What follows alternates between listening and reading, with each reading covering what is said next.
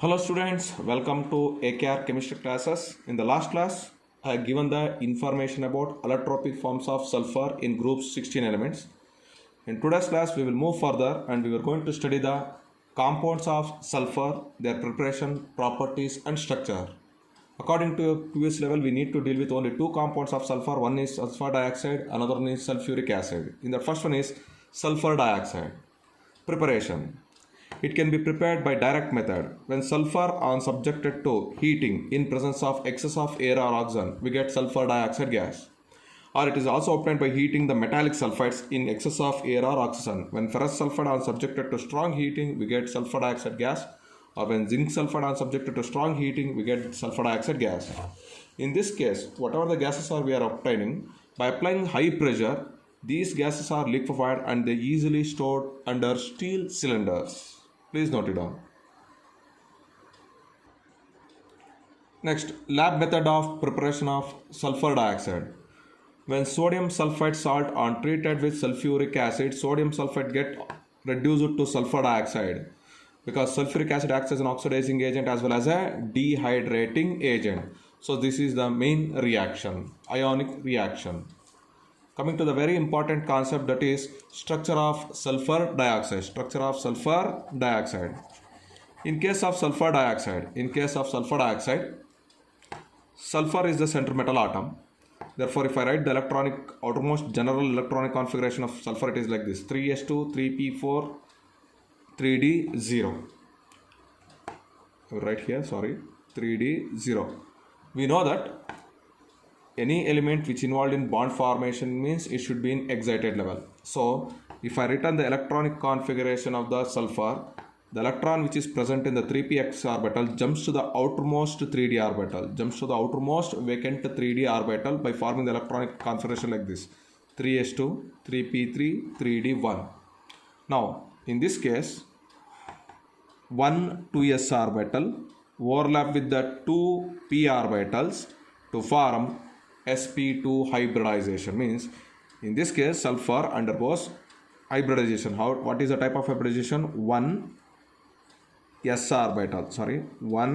orbital intermix with 2 p orbitals to form sp2 hybrid orbitals. Means it contains total 3 sp3 hybrid orbital and it contains 2 unhybridized orbital. It contains 2 unhybrid orbitals which involved in the formation of sigma bond. So what does it indicate? These 2 hybrid orbitals overlap the outermost p orbital of oxygen atom, because one sulfur atom should have to overlap with the 2 oxygen atoms. So one sp2, there are 3 sp2 hybrid orbitals are there. Out of 3 sp2, one sp2 hybrid orbital sulfur atom overlaps with the 2p orbital of oxygen atom to form sigma bond. It involved in sigma bond. Still, the oxygen atom also contains one 2py electron. And in case of sulfur also, we got 2 unpaired electrons in unhybridized orbital. Then how they get overlap? If this unhybridized electron present in the sulfur atom overlaps with this oxygen atom, overlaps with this p orbital of oxygen atom along the axis, then it involved in the formation of p-pi bond. Then it is involved in the formation of p-pi bond because first p orbital overlaps. Still one more unhybridized orbital is there, and here also in the oxygen atom one more unpaired electron is there. Therefore, this electron which do not undergo hybridization overlaps with this electron of oxygen atom to form p-pi d-pi bonding. Because one electron is obtained from the p orbital, another electron is obtained from the d orbital. Therefore, the bond is called as p-pi d-pi sigma bond. So, I'll revise one more time. Out of 3 sp2 hybrid orbitals of sulfur atom, 2 sp2 hybrid orbitals overlaps with the 2pz orbital of two oxygen atoms to form two sigma bonds, and it contains one more sp2 hybrid orbital which is get occupied by the lone pair electrons, whereas remaining unhybridized orbital overlaps one side with p pi orbital, another side with the d pi orbital to form the bonds. So this is the structure of sulfur dioxide, and this is the resonating structures of sulfur dioxide, from which we can write the resonance hybrid. I think you can write it down. Okay. Coming to physical properties of sulfur dioxide.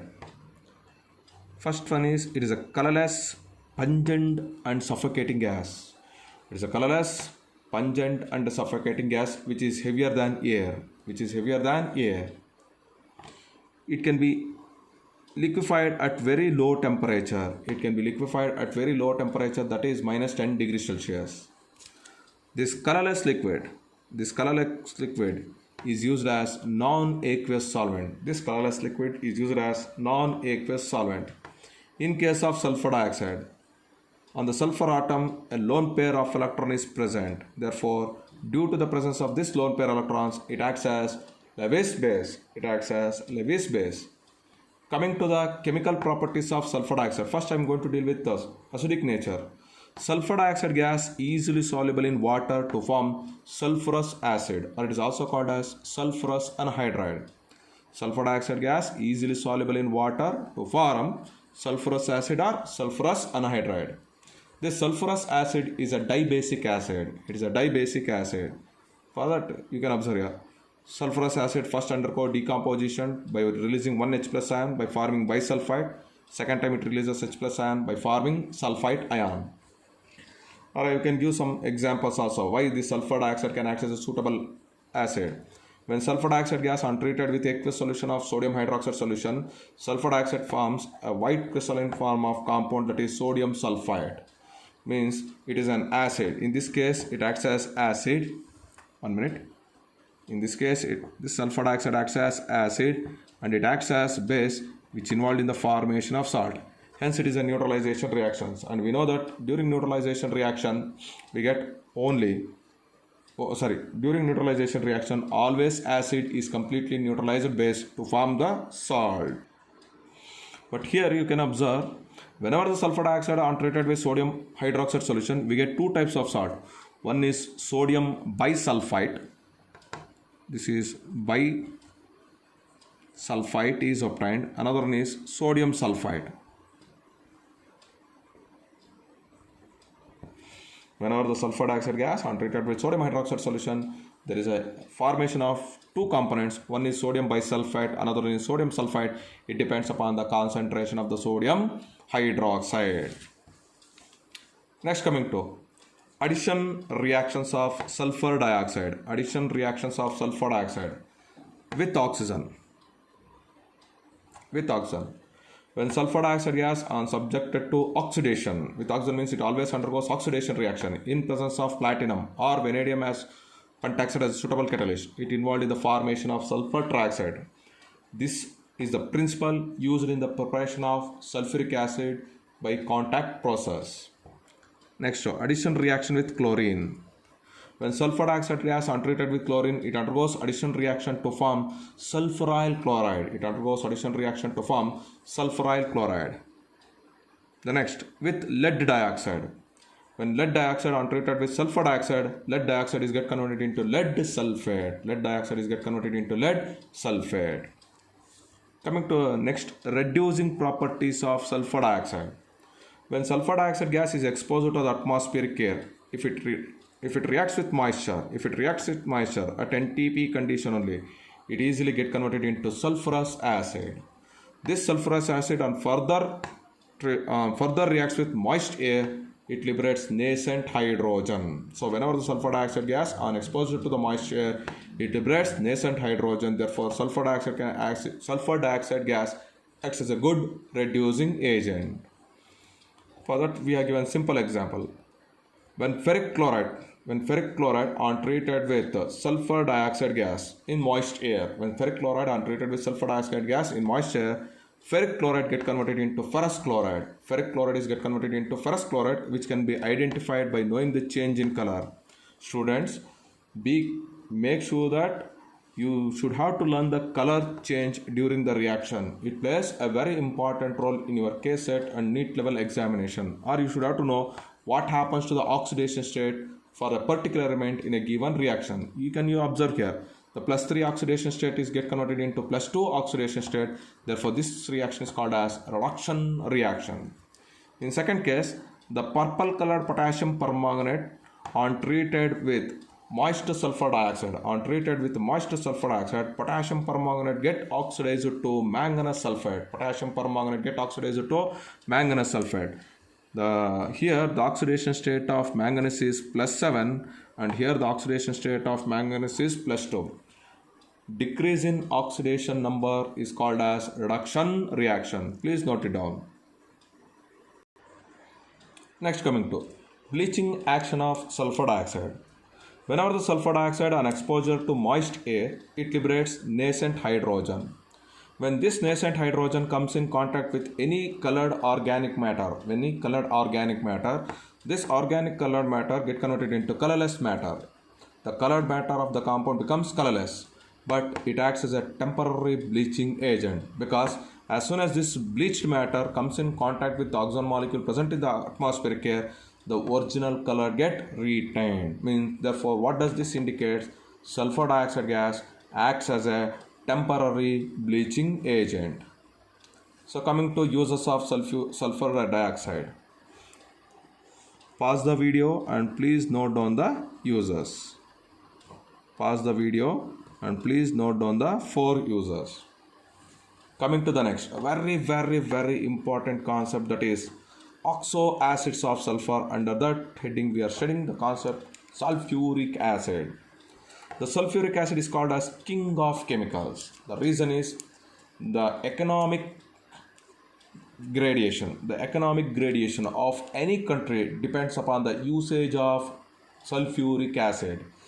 The country which is using maximum amount of sulfuric acid economically and commercially, it is in higher position. Therefore, it is called as king of chemicals.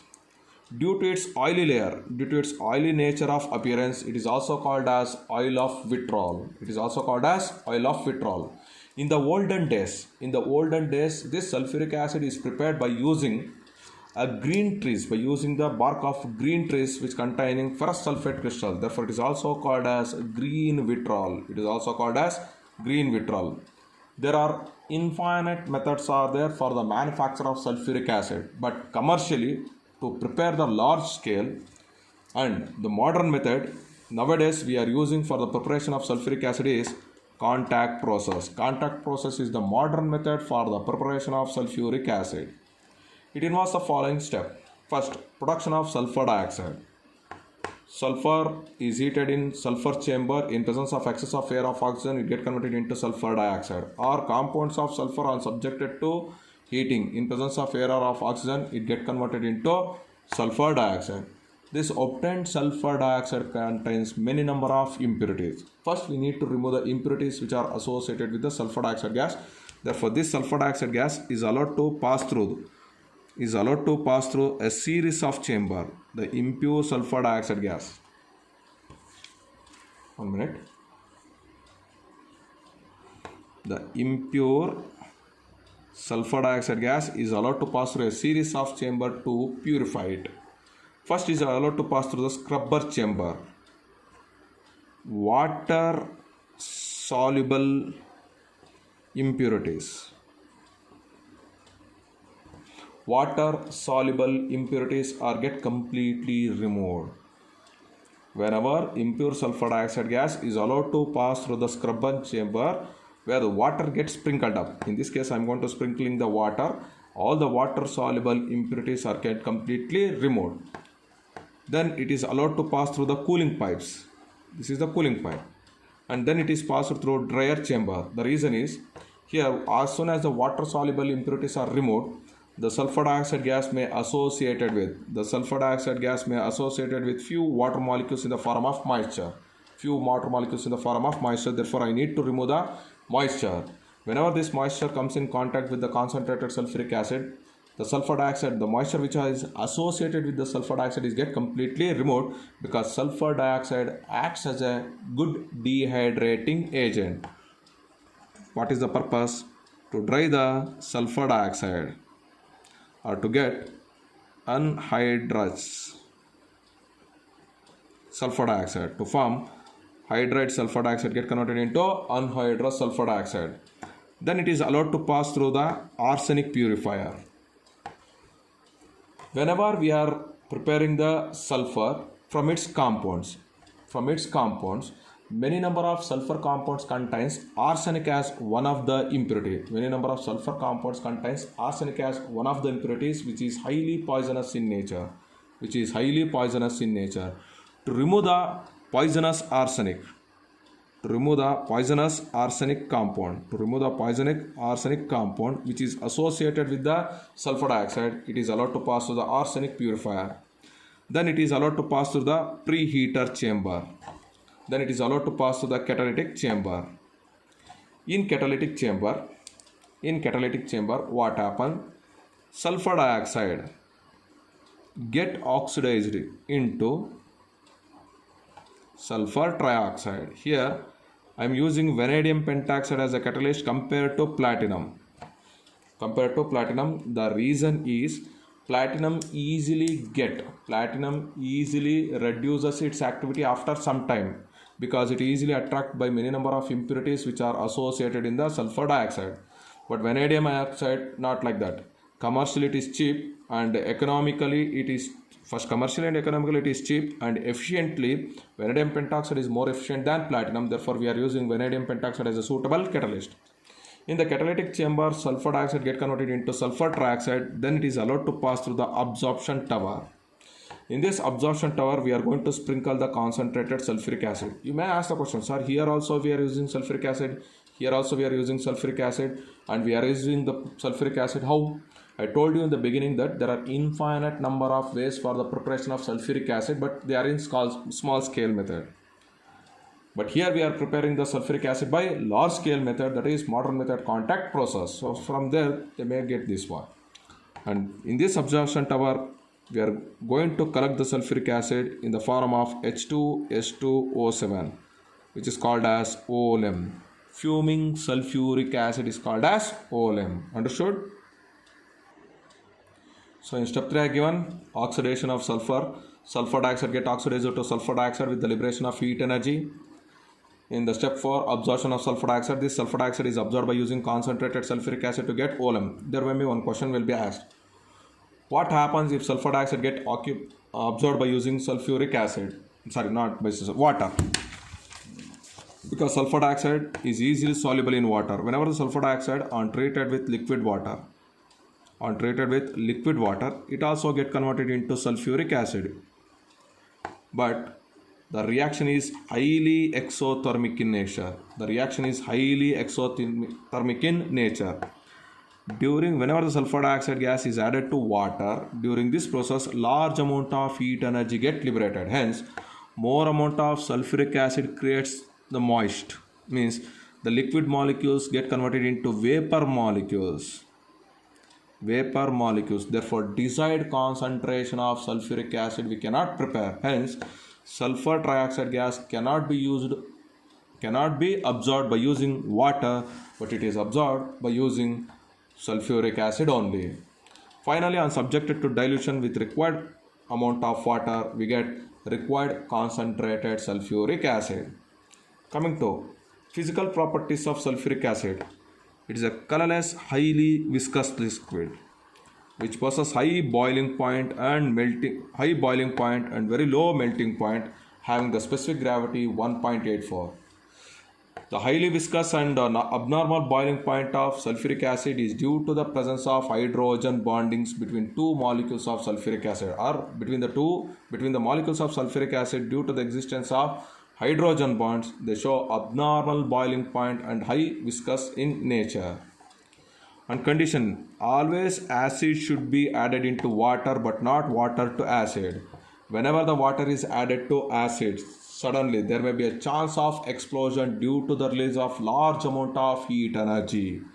And whenever the water comes in contact with liquid, if this is sulfuric acid, and if I pour the water, due to the liberation of large amount of heat energy, most amount of sulfuric acid exists in the form of vapor. Therefore, slowly we need to add acid to water by constant stirring. Coming to chemical properties of sulfuric acid. First, we will deal with acidic property. Whenever the sulfuric acid is dissolved in water, is treated with water, it undergoes dissociation to form 2H plus ion. So it is a dibasic acid. If you observe here, dissociation constant for the formation of first H plus ion is greater than dissociation constant for the second H plus ion. Means it indicates that release of H plus ion from sulfuric acid molecule is very easy when compared to the hydrogen sulfate ion. So monobasically it is more stronger than dibasic acid. Understood? Now with magnesium metals. Whenever the metals normal sodium, potassium, magnesium, calcium are treated with dilute sulfuric acid, it liberates hydrogen gas with the formation of respective metal sulfates with bases. When sodium hydroxide solution are treated with sulfuric acid, dilute sulfuric acid, it forms salt and water. Means in all these cases, in all the three cases, when bases are treated with the dilute sulfuric acid, they form respective sulfates with the liberation of water. It acts as a good dehydrating agent. What is meant by dehydrating agent? Any substance which has an ability to remove hydrogen and oxygen from the given compound in the form of water molecule is called as a dehydration process, and that substance is called as a dehydrating agent. Sulfuric acid is a strong dehydrating agent. For that we are given some simple example. When sucrose untreated with concentrated sulfuric acid, it undergoes dehydration reaction by leaving carbon. This carbon is called as charred carbon, or it is also called as black carbon. When glucose is subjected to dehydration, we get black form of carbon. When formic acid untreated with concentrated sulfuric acid, it also undergoes dehydration reaction. This carbon and oxygen combines and get converted into carbon monoxide with the release of water. When oxalic acid untreated with concentrated sulfuric acid, carbon dioxide as well as carbon monoxide gas liberated with the release of water. When ethanol untreated with concentrated sulfuric acid, it undergoes dehydration reaction to form alkene. So these are the few examples to explain concentrated sulfuric acid is a good dehydrating agent. Concentrated sulfuric acid is a good oxidizing agent, because when hot and concentrated sulfuric acid are subjected to boiling, it undergoes decomposition with the liberation of nascent oxygen. This nascent oxygen acts used for the oxidation of the compounds with nonmetals. When carbon untreated with hot and concentrated sulfuric acid, carbon get oxidized to carbon dioxide gas. And sulfur get oxidized to sulfur dioxide gas. With metals like copper, silver and gold. Copper untreated with concentrated sulfuric acid. Hot and concentrated sulfuric acid, sulfur dioxide gas get liberated, and copper get oxidized to copper sulfate. The reason is here the oxidation state of copper in its pure state is 0. In this case is +2. Increase in oxidation number is called as oxidation reaction. In second case, the oxidation state of silver is 0. In this case it is +1. Here 0 +2. So in all these cases, whenever this metal is made to react with concentrated sulfuric acid, they involved in the formation of respective metals with the liberation of only two byproducts. One is water, another one is sulfur dioxide. And you can observe there is a increase in oxidation number. Therefore these reactions are called as oxidation reaction. With compounds. When hydrogen bromide untreated with hot and concentrated sulfuric acid, hydrogen bromide get oxidized to bromine. hydrogen iodide get oxidized to iodine and hydrogen sulfide get oxidized to sulfur. Over. Next, coming to structure of sulfuric acid. In case of sulfuric acid, H2SO4, the sulfur atom undergoes sp3 hybridization. So this is the structure of sulfuric acid and these are the structures of sulfate ion. So bond length of sulfur single atom oxygen is 157 picometer. Bond length of S double bond O is 142 picometer. And these are the structures of sulfate ion. Please note it down. Coming to the oxo, structures of oxo acids of sulfur. Students, you should have to keep in mind when we are writing the structure of oxo acids of sulfur. When sulfur possesses lower oxidation state, then its maximum covalency is 4. Means only 4 bonds formed around the sulfur atom. When the oxidation state of sulfur is higher, if it possesses higher oxidation state in its compound, then its maximum covalency will be 6. Means sulfur can exhibit only 2 types of covalency, either 4 or 6, depend upon their oxidation state. In that first one,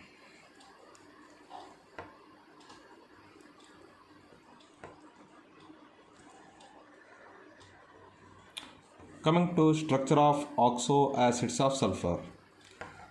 If sulfur possesses lower oxidation state, its maximum covalency should be 4. If sulfur possesses higher oxidation state, its maximum covalency should be 6. I am repeating one more time, that's all.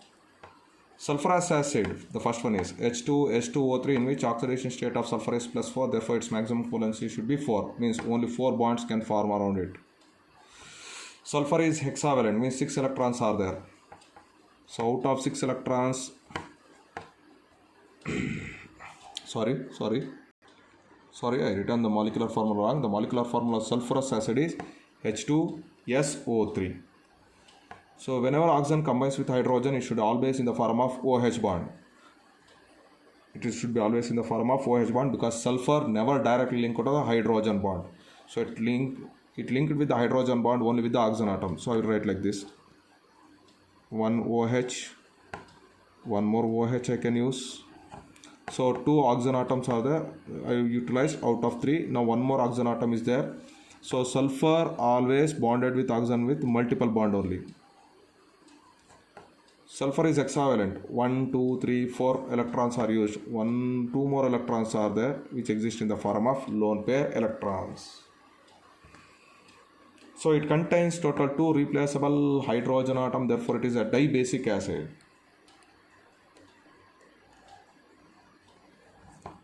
It is dibasic acid. It is a dibasic acid. Coming to next, dithionous acid H2S2O4, having the oxidation state of sulfur is +3, means the covalency should be 4. There are 2 sulfur atoms are there. Thio indicates 2 sulfur atoms are joined together.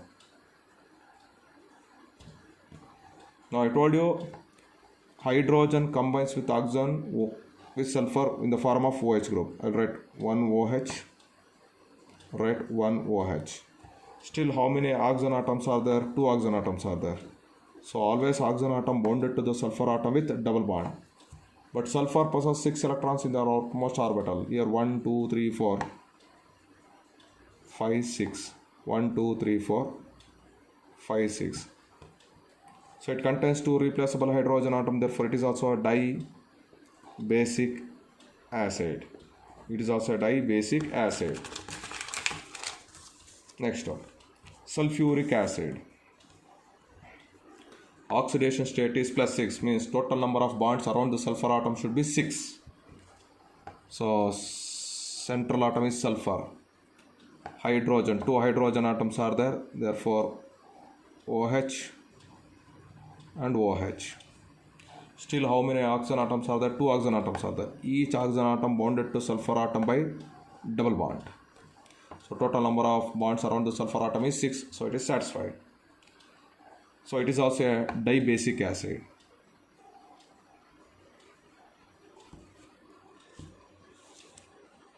Then thiosulfuric acid. Thiosulfuric acid. Thiosulfuric means two sulfur atoms are there. This is one sulfur atom. This is one more sulfur atom. And these two are bonded with a double bond.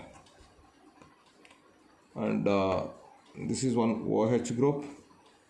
This is one OH group. And this is double bond O. This is the actual structure of thiosulfuric acid. Here sulfur possesses two oxidation state. This sulfur atom oxidation state is -2 and this sulfur atom oxidation state is +6. And it is also a dibasic acid.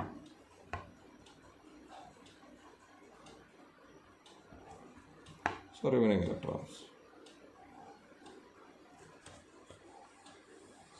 Next one, very important, cargo acid. Cargo acid.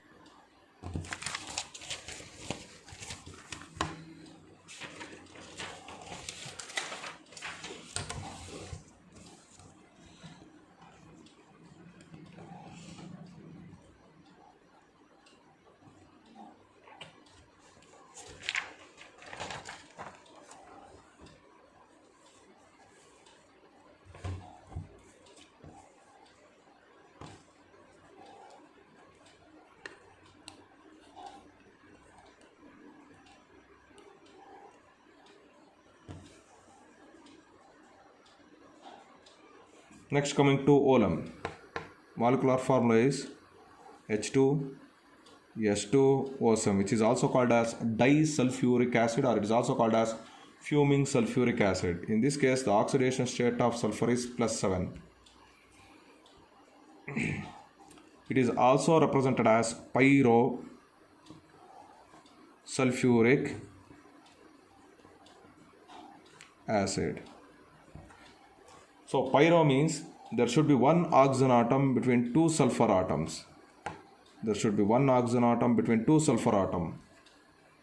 Okay. Now, remaining two hydrogen atoms are there. Therefore, I will represent like this: OH, OH. So out of 7, 1, 2, 3 oxygen atoms are utilized. Still 4 are there. So I can write like this: 1, 2, 3, 4. So this is also dibasic acid. It is also a dibasic acid.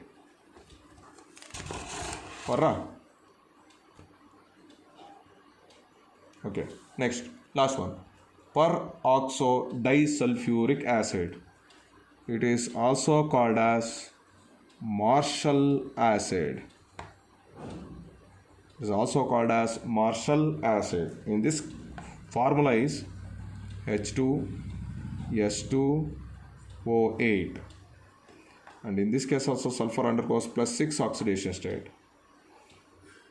Now, peroxodisulfuric acid. In this case, one peroxo bond exists between two sulfur atoms. Okay, remaining two hydrogen atoms are there: OH, OH. Remaining oxygen atoms: 1, 2, 3, 4, 5, 6, 7, and 8. It is also dibasic acid. Okay, students, this completes group 16 elements according to our NCERT publication book. Once you completed the videos, please go through the questions whatever they given in the NCERT book and try to answer all the questions, because it is very important not only for your PUC level concepts, it is also very important for objective of SET, KSET as well as NEET level examination. Your NCERT book is the ultimate book to get ranks either in KSET or NEET level. Hope I think you have been understood the concepts properly. If you are like the video, please subscribe and share my videos. Thank you very much. Have a nice day.